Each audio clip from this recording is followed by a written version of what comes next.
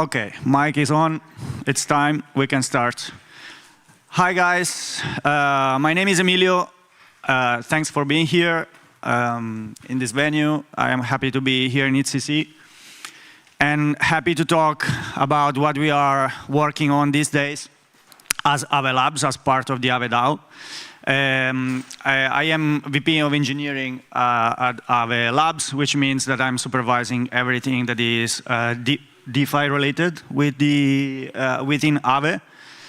And we are part of the DAO as service providers, and we got in charge last year of building the new protocol iteration. So I already gave a presentation about Aave V4 on a Stable Summit, and it was relatively short, but still I managed to talk about a lot of stuff. I think what's also interesting to talk about is like how did we came up with a new iteration of the protocol, what challenges we have been facing, and in general, the thought process behind trying to improve a protocol that has been now live for many years. So I guess we can move forward to the next slide. So what is Aave? Who doesn't know in here what Aave is? Raise your hand. No, it looks like it's the right crowd. Everyone knows what Aave is. So just to give a quick refresh, Aave is the largest DeFi protocol at the moment, with over 40 billions in assets under management. The protocol has been live for over 5 years. It's been going through 3 different iterations. We had Aave V1, V2, V3. And each iteration, including the last one, V3, it has been like built up over the original model. So why is that? Why we have always been iterating over the original model? For a variety of reasons. First, it's a model that works. It's a model that scales. It's the model that allowed Aave to become like the largest DeFi protocol. And also, we have been observing how the protocol worked over the years and trying to identify what could be improved and what innovation we could bring to the table, right? So we started with Aave V1, which was released shortly after Compound V1 or V2, I don't remember now, was released. V1 had some major improvements over the existing DeFi protocols. One of the major features that was released was flash loans. Probably not everyone knows, but Aave was the first protocol introducing flash loans. Are they good? Are they bad? I think now everyone agrees that flash loans are good. Because at the beginning we were hearing all the time about price manipulation hacks used through flash loans. But turns out it has actually made the ecosystem much stronger. So now you don't hear about that anymore. Why? Because everyone learned how to actually handle economic attacks that flash loans allowed capital for everyone, but also made a lot of DeFi more efficient, made the liquidations more efficient, made capital transfer more efficient, made moving positions across DeFi more efficient. So now we have flash loans that work under the hood, and people don't even know that they're actually using flash loans. And at the same time, they improve, they are a net improvement for the whole space. Then we had V2. In V2, we had optimized design, optimized architecture with less gas cost. We had introduced credit delegation, which allowed users to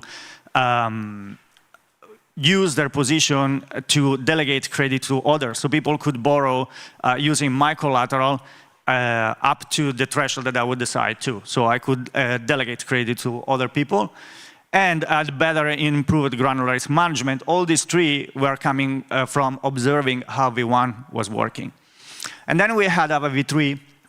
Aave V3 is an improvement over Aave V2, which I would say the major feature was absolutely e-mode. Essentially, what we have been noticing, especially with the rise of staking derivatives, is that there was a lot of demand to leverage correlated assets. So therefore, we came up with a solution to allow users using LSTs as collateral to leverage with higher borrowing power if they were willing to only borrow a certain asset classes, so price correlated assets. That was absolutely a major feature of V3, was recently improved by BGD Labs, extending its capabilities further, so making it even more flexible. But there were also other improvements like isolation mode, which allowed to list longer tail assets with reduced risk exposure for the protocol, and like a marginally improved liquidation engine over the previous iteration. So why do we need V4? To be honest, like when we finished the development of V3 and we released it, I was 100% convinced that we would not need a V4. And there were a variety of reasons. I thought we had everything we needed to actually become the largest protocol, which we actually did. And like there was built-in upgradability, so I thought like, okay, anything that we need, we can definitely add over time. But in the last 3+ years in which V3 has been live, we have been observing continuously observing how V3 works and how what could be improved, right?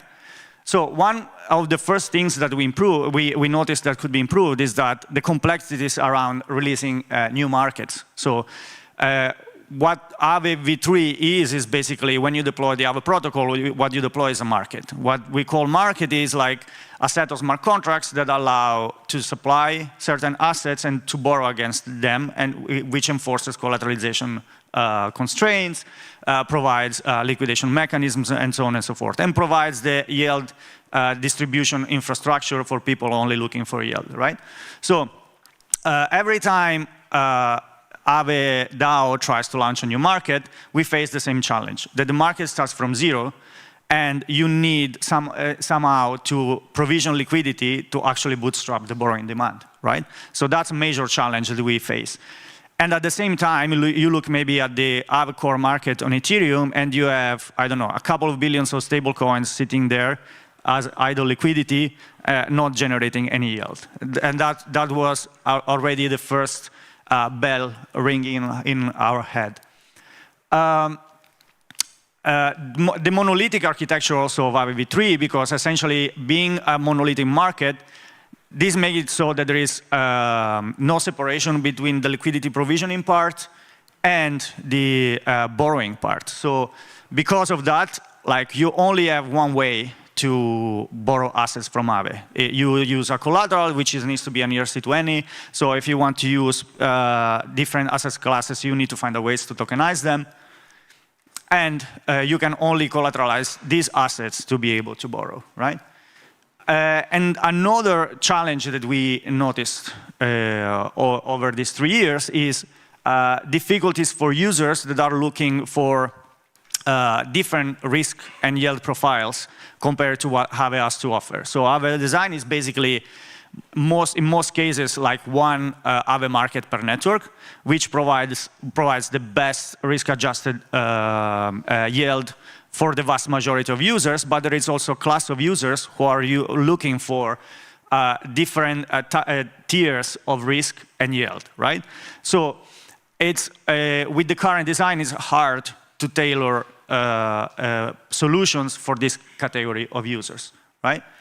So another problem is that we have is that the borrow rates are uniform across all the collaterals. What this means is that whenever an asset gets collateralization power on Aave V3, it will pay the same rate as any other asset. So independently of what kind of risk this collateral brings to the system. So if I'm borrowing using tokenized LP share with volatile assets inside, which brings some kind of additional smart contract risk and pricing risk, I will pay the same rate as a borrower that is borrowing using ETH, which is a problem because this is not how real life works. So in real life, rates are tailored on the degree of risk that you bring to the lender. So if the lender perceives a risk for a borrower higher, it will demand probably higher rates, right? So What did we do to improve this? First of all, we decided to move completely away from the architecture of Aave V3, and we redesigned the protocol completely from the ground up. So the first step was to separate the liquidity provisioning part from the borrowing part. So we built a liquidity provisioning engine, which is completely abstracted away from how liquidity is borrowed. The only thing that the liquidity provisioning layer does, we call it liquidity hub, is to keep accounting of who has provided what and what debt has been taken and how much debt must be returned, including the interest, right? These are some interesting consequences. The first one is that now, instead of having one single borrowing strategy, we can have multiple borrowing strategy plugging all in the same liquidity layer. So we call borrowing strategies spokes. So we have this hub spoke design. So we can have a spoke that behaves exactly as Aave V3, but we can also have a spoke that, I don't know, let you borrow from Uniswap. This is actually something that's going to happen. We created a proposal on the Uniswap DAO to implement a spoke that will plug into Aave V4, and while your collateral is in Uniswap generating trading fees, you can actually borrow from Aave. And this is something that with V3 you cannot do. Or maybe you can, but like it's quite hard to do because the architecture is not designed to do that. While in Aave V4 will come for free. But that's not only that. You can imagine custodians that will build their own custom spoke, and they will plug into their own custodianship infrastructure into Aave. So the collateral stays with the custodian. The infrastructure enforces collateralization risk, and the users providing liquidity to this custodian are actually able to borrow. So the whole goal of this is to actually optimize demand and go and tap into areas that are untapped today. For unlocking liquidity today cannot be easily unlocked. So that's the first goal. So here we have a more visual aspect in comparison between V3 and V4. You can see V3 is like vertically integrated with like no segregation between the liquidity provisioning part and the borrowing part, while Aave V4 has more modular with the possibility of segregating like borrowing strategies from the liquidity provisioning. This is also another interesting consequence that allows us to solve another problem that we want to solve, which is bootstrap new markets for new asset classes more easily. So what you can do is, for example, create multiple hubs, and these hubs also can interact with each other. So we have here a representation of how eMode, for those who are not familiar with eMode in Aave V3, is the feature that allows you to borrow with higher collateralization. This is how eMode will be structured in V4. There will actually not be any eMode specific anymore, but there will just be multiple hubs with just with the same code base, but just a set of different risk parameters, where those that are functioning in an equivalent way as eMode today will just have higher collateralization thresholds and listing correlated assets. But the interesting part is that you can also plug hubs into each other. So let's say that we bootstrap a new Ethena eMode hub that starts from 0, but we can also plug this hub into the main hub where the majority of the liquidity is, and there is maybe a lot of idle liquidity. And therefore, user using this Ethena mode hub, they can actually start borrowing even if there is no liquidity in there, because they draw liquidity from the main hub where the liquidity is available. And this has even another benefit, which is now we have the possibility for users that are looking for higher yields to supply actually liquidity directly against Ethena collateral, if that's what they're looking for, to actually earn more yield compared to the core market. So at the same time, we solve the liquidity segregation issue that like having multiple parallel market brings, because when you instantiate a new one, it's always empty. And we also solve the problem of giving easy access for users to different risk and yield profile without sacrificing on UX and capital segregation. We also have, how much time do I have? Still 5 minutes, good. We also have another feature that is going to be core for the protocol, which we call risk premiums. Risk premiums aim to solve the issue that I mentioned before, where all collaterals pay the same borrow APR. So on the left, you see V3. If I try to borrow Go, I will borrow Go at 10%, whether I'm using a Tina or I'm using Lido, ST-ETH, or I'm using ETH. These three assets have a different risk profile because ETH being the most decentralized and liquid one, Lido has additional smart contract risk and redemption risk compared to ETH. Tina is a completely different asset class. They should not pay the same borrow rate, right? So in V4, we will have the capability of setting a base rate, which is the rate that the users with their lowest risk tier collateral will pay.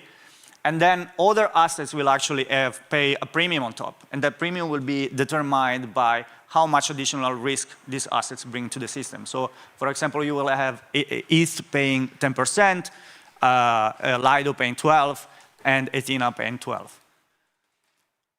So that aims at solving the majority of the issues that we identified around capital efficiency and risk pricing, right? Then we also have other features that we implemented. One of the major ones is it aims to solve one of like really annoying problem that we have today. We always had with all the iterations of Aave. That is the fact that you cannot easily change collateralization factor for collaterals once it's assigned, because changing the collateralization factor affects all the users. So if you drop the collateralization factor of an asset too much, you might cause liquidations, for example.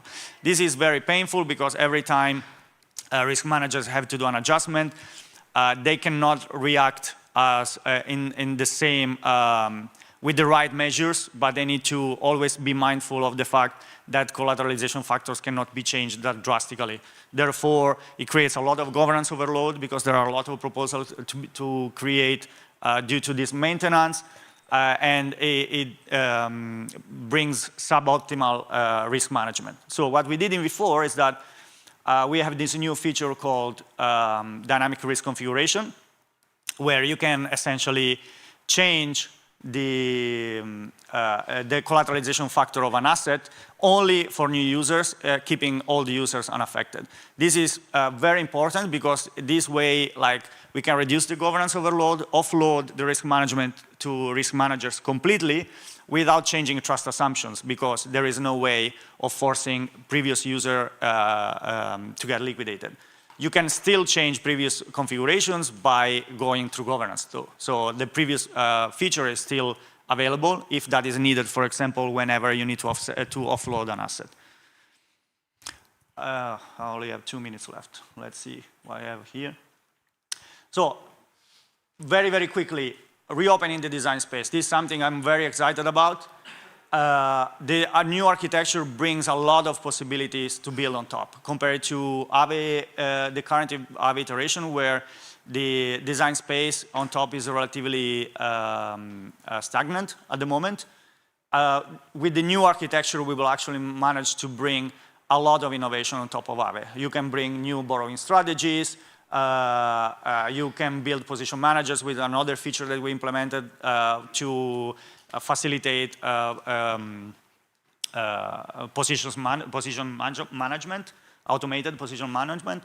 You will have our investment engine that allows the protocol to reinvest idle liquidity for better yields. And potentially we can have curators on top that actually move liquidity across markets to optimize yield.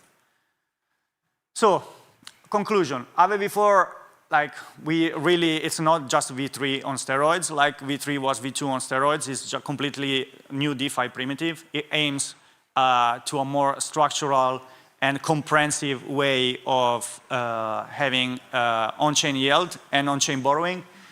And it's designed to meet the needs of both DeFi users our famous degens and also institutionals, because like the features that we have allows maximum flexibility for any kind of configuration. Also, I just want to add, it's not in the slides, but the code is super simple, super small, much simpler than Aave V3, much easier to deploy permissionlessly. So we will have a lot of fun in the next months, I think. That's it. I don't know if I have time for questions. No, I don't. Unfortunately, I don't. But yeah, that's it. Thank you, guys.